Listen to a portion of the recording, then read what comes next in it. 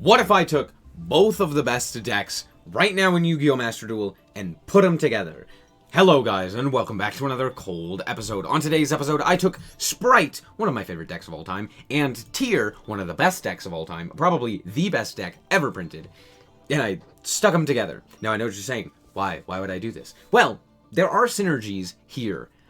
One, Tear is just an insane archetype that has a lot of engine space, or non-engine space, I should say, available to it. So why not fill that engine space with other cards? For example, most of the time, they play the Yoshizus, or the Yoshizu cards, things like Keldo and Mudora, in order to give them additional access to graveyard interaction. Things like the Millers to mill additional cards, the Shufflers to interact with the graveyard, etc., etc. But what if instead of playing those, we played Spright? Now what's the synergy here? Well, Merly. That's it. That's basically it. There's a 2. Fantastic. We're playing Sprites. Why are the Sprites so good? Well, if you go through your full combo, or you get interrupted with your tier half, you could just play Spright. You just make Gigantic, or you make 2 Link 2s, which is not too difficult to do. Lots of 2s there. And then you just make Gigantic, and then you could do full combo. Great. Fantastic. That's basically it. That's the whole concept. I don't really have anything else for you. Let's just do the quick card by card. Starting off with the Sprites, we're playing the 2 blue, the 2 jet, the 1 red, and the 1 carrot, as well as 1 starter and 1 smasher for search targets off of jet. Now, starter does lock us into 2s, which we don't really want to do all that often, so we're only playing the 1. Smashers is just a good card in general, and a great disruption. As for the rest of these, it's pretty standard. We would probably play it like 1 jet if we had 3 blue, but alas, we only have the 2 blue, so I decided to play the 2 jet as well, and main deck the starter, which did come up quite a bit. As for the rest of the cards, we're playing the 2 Merly, the 2 Havnus, the 2 Sheeran, the 3 Rhinoheart, and that's it for the tier monsters. As for the tier spells and traps, we are playing the 1 Perlino, because of course, we're playing triple Scream, and we are playing the 1 Crime and 1 Sulliek. Nothing else there. As for the rest of the cards, we're playing a whole bunch of other staples.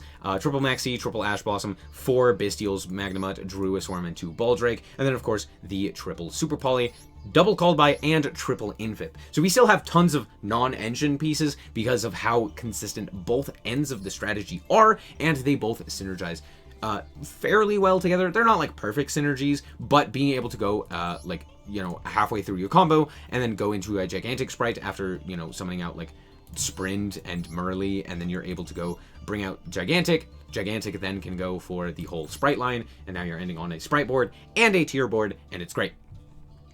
As for the extra deck, we are running 1 Mudragon, 1 Kit, 1 Garura, 1 Dragosabelia, 1 Rukolos, and 1 Kaleido Heart.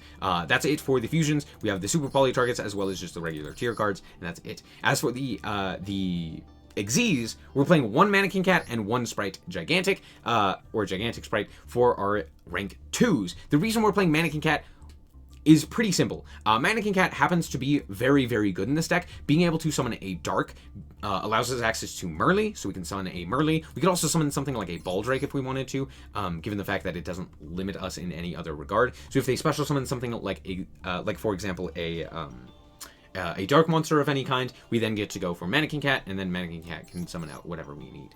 On top of that, Mannequin Cat's just a good 2 in general to kind of end on an end board with, so there you go.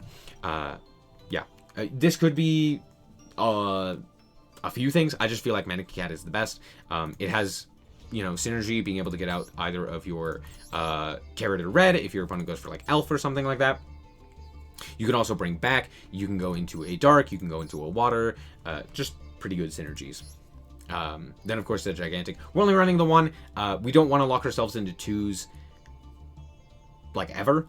So yeah, this is mostly just after we're done with our board, or we get interrupted enough to where we basically have to go for this, we can.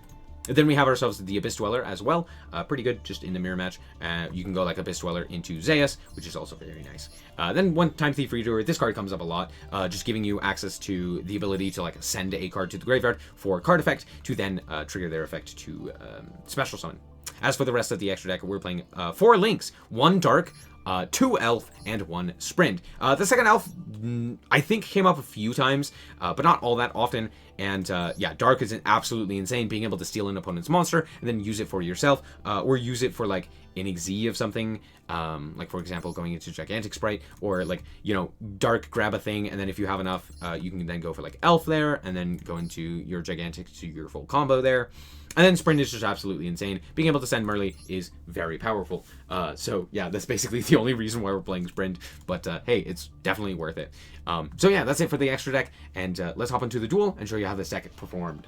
Alright, so here we are going second, and hey, drawing Havness going second is pretty good. We also drew Perlino, which is limited to 1 for a reason. They're going to start off with Scream into Merly, and they chain block this incorrectly. You're supposed to go chain link 1, whatever you normal summon, to play around Havness.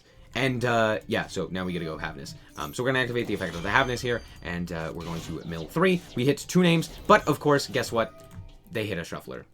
Fantastic. They're going to activate their Sheeran effect and go off from there. I'm going to activate both of my effects just to force out the Shuffler. So they're going to shuffle back some of their cards. They shuffle back their Perlino, and then they go for the Fusion Summon here. They're going to go for the Kick Kalos here, and I don't really have anything else here. They're going to grab up that Sheeran, activate the Sheeran effect, go for the Special Summon of it, and then not hit anything, because they're playing 2 Heartbeat. Wild. Yeah, lots of really bad mills from my opponent. They're playing like Herald, they're playing Diviner, which they didn't normal for some reason, which is kind of weird. But alas, here we go. So they have to commit to Super Poly.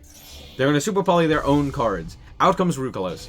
This does trigger their cards, so they're going to go for the Kick Kalos here and mill a whole bunch. Then they're going to go for the Havness. Havness is then going to Fusion Summon into the Kaleido Heart, so it's not all that bad. But it's just basically Rukalos, Kaleido Heart, and Scream. Scream is an absolutely insane card here. We draw Imperm, and I'm like, oh, great, fantastic. I decided to immediately fire it off in the draw phase to deal with that Rukalos, just to kind of like deal with it. It's the most problematic card. Yes, the Kaleido Heart is a difficult card to deal with, but the shuffle, or like the spin back to the deck isn't as annoying as having my card negated for the special summon. So we're going to go for the Scream here, then we're going to go for Perlino. Perlino grab Sheeran. Sheeran will then pitch that Rhino Heart to go for the Sheeran effect. We're going to go Rhino Heart to Chainlink 1, Chainlink 2, Scream, and then they're going to activate their own Scream. And of course they hit Snow. Why would they not hit Snow? So we're going to go for the Rhino Heart here and pitch that Scream. Then they are going to go, then we're going to go for Scream effect and Rhino Heart effect in sequence. They're going to go for their Kaleido Heart, which did trigger because they sent a card to the graveyard, and then they're going to go for their Merly. So they're going to Fusion Summon into Dragostapelio, which is a little bit annoying, but that's fine. We're going to grab up SnowiKs here, and then I'm going to send to the graveyard a Havness. I'm going to activate the Havness here, and we are going to shuffle away into Muddragon. And I know what you're saying, why didn't we go Kit here? 1, Snow. 2, Dragostapelio. We need to kind of force out this Dragostapelio, and I feel like the best way to do that is with Muddragon.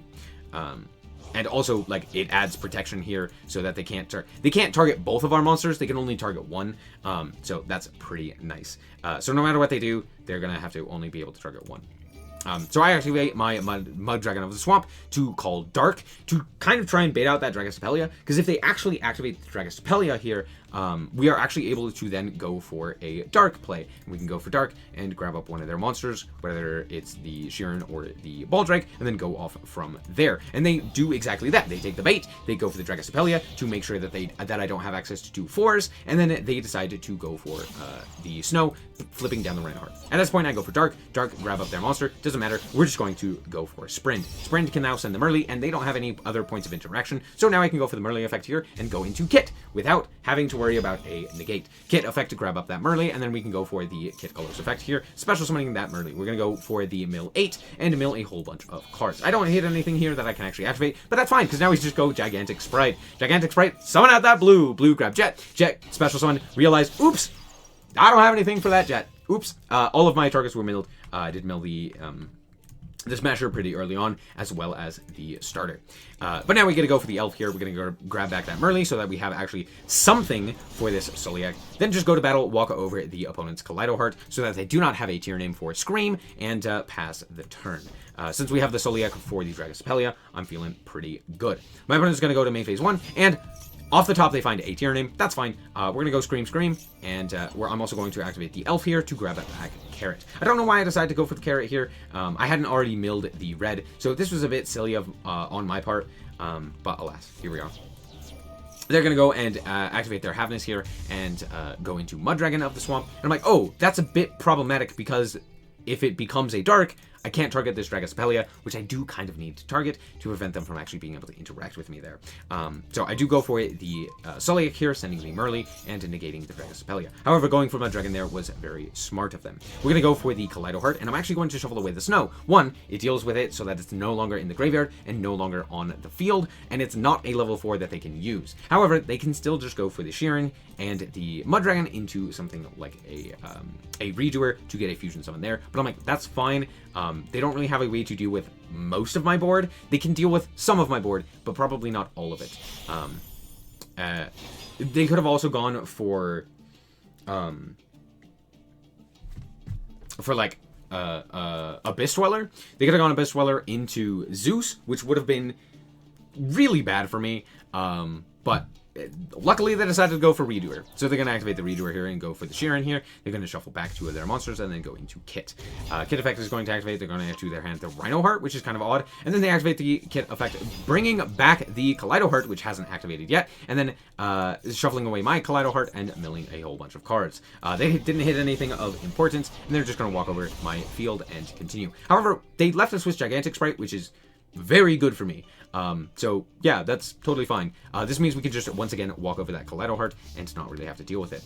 We draw for turn Havness, which is fantastic. They're going to grab up the Super Poly off of the Redoer. I'm like, okay, there's nothing I can really do about that. I switch Carrot to attack as if it's going to do anything. They draw a card. That's fine. We just walk over the Kaleido Heart. Again, I don't want them to actually have Scream be activatable, so that's why we do that, and then go for the Havness. So we're going to go for the Havness here, mill 3 off of Scream, which didn't really do anything. But now we can go for the Elf here, bring back Red, because there's no real point in going for the Merly at this point. Oh, we don't have a Merly, I believe.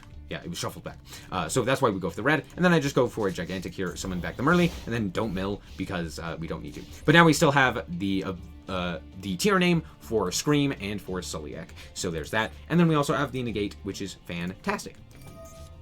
And my opponent immediately draws off of the top of the Super Poly to go for a Garura. And I'm like, that's fine. That still just triggers my Scream. So we gotta go for the Scream here. And hey, look at that. We hit 2 names. Fantastic. So we're going to activate both of those and then go into Kaleido Heart. And then in sequence, we're also going to go for that Kit Kalos because we shuffled that back.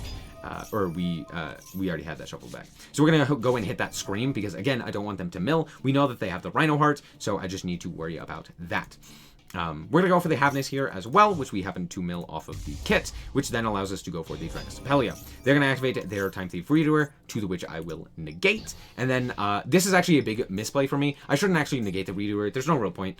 Just give them a card. It's fine. I do kind of need to save the negates for, as you can see, this play here. They go for the Dark here and activate the Garura to draw a card. And now they can steal my Baldric. And I'm like, oh, shoot.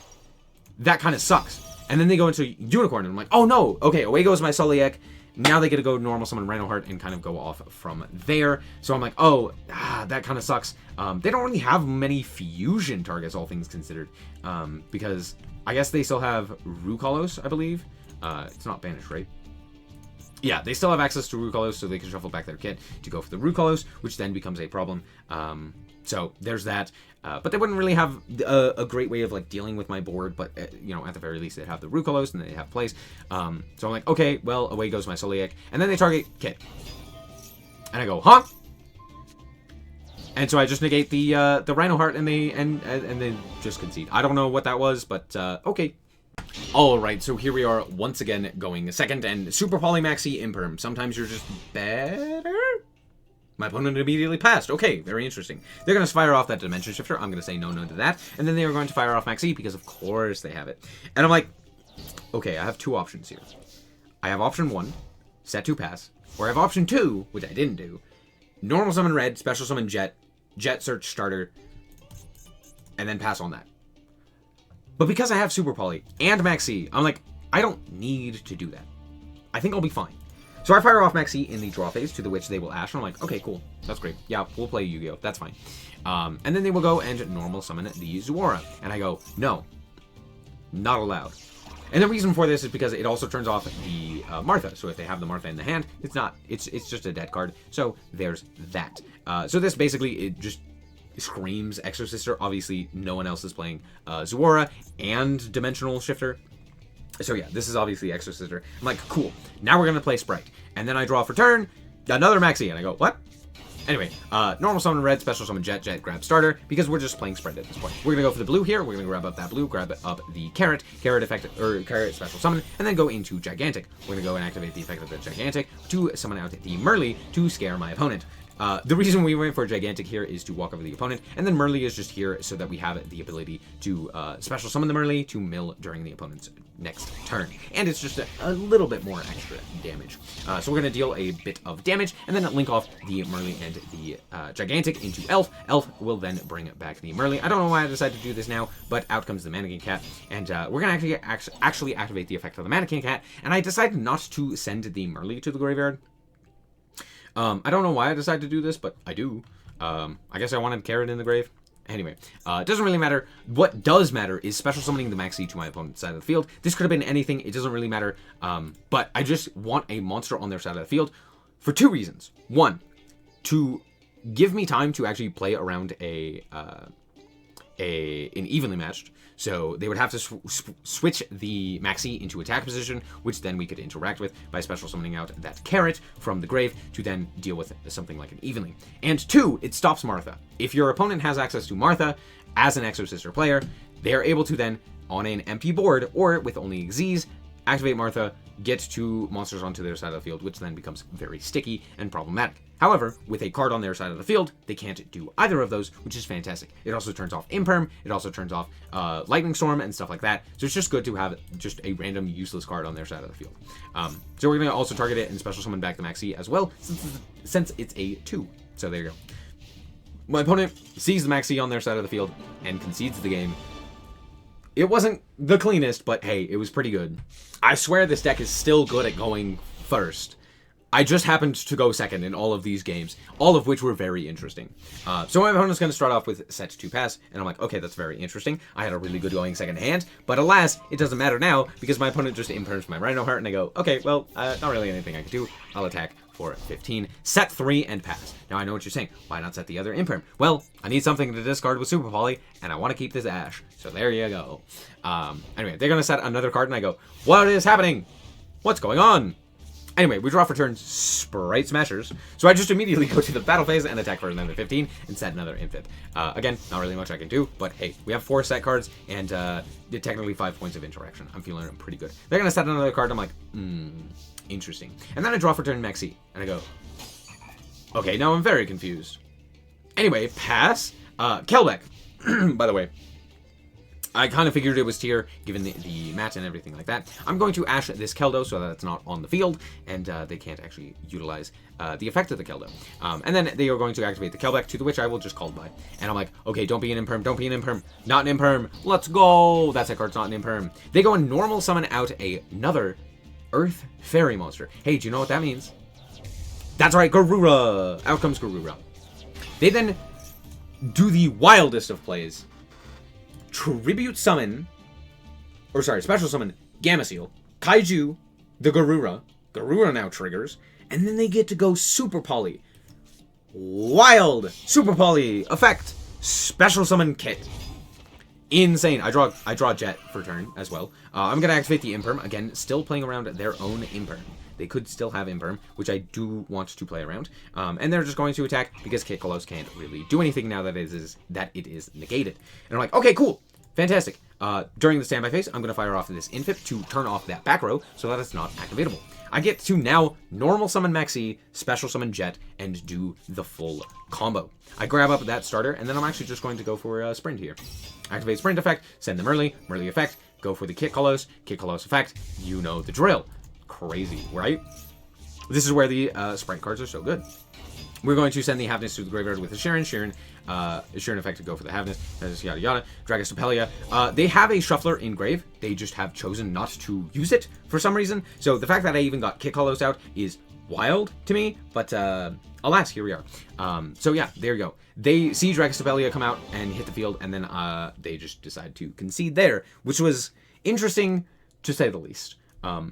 So yeah, there you go. Alright, we're back with the deck, and in all honesty, this deck is super fun. Being able to go and just like randomly go into the Spright half of your deck is very entertaining. You know, playing between the Tear and the Spright half of your deck is very nice. I never felt like the mills were that bad. I did miss the shufflers from the Ishizu cards, but that was kind of it. I didn't really miss the millers because most of the time I was able to mill a bunch anyway due to like Scream and stuff like that. And if I wasn't able to mill very effectively, I probably had access to my Spright half of the deck as well. So at the very least, I had something, which was very interesting. And all in all, I think that a lot of the points of interaction, or more specifically, a lot of the boards that you're able to make are more diverse and more difficult to actually out than a lot of other players are prepared for when it comes to Tear. Like, for example, if your opponent drops Shifter on you, you can just do the Spright stuff. Just end on like Carrot and Red, and you're still able to put up several points of interaction through quite a bit, right? If your opponent maxes you, you could do the Tear stuff, and you're able to actually play through that as well, which is very nice, and you don't really need to rely on like drawing Ash Blossom or Called By. The Bestial stuff is also very nice, being able to just like get another body onto your side of the field to then potentially go into Dark, and then into Elf, and then into, or like we're into Sprint to do full combo and stuff like that. Yeah, just the deck pairs really well. There was a version of this style of a deck that was played in the TCG prior to the Ishizu cards, the Ishizu cards being released and prior to the Bestials and all of that stuff. And yeah, it was probably the best deck. It was also running the Punk cards in order to mill additional cards for the Tears as well, which was very interesting. But yeah, this version of the deck does function very well. Which is kind of surprising. I was expecting this to do worse than like a regular Tear build, but it didn't. It performed just as well, and I was pleasantly surprised. So yeah, there you go. Anyway, that's going to be it for this episode. I hope that you guys did indeed enjoy it. If you did, I like this very much, so appreciate it. And if you want to check out more content like this, as well as more Yu-Gi-Oh, then just be sure to subscribe. Anyway, thank you guys so much for watching, and remember to always stay frosty. Bye-bye. Shout out to the Frost Guard, my members. Thank you guys so much for this.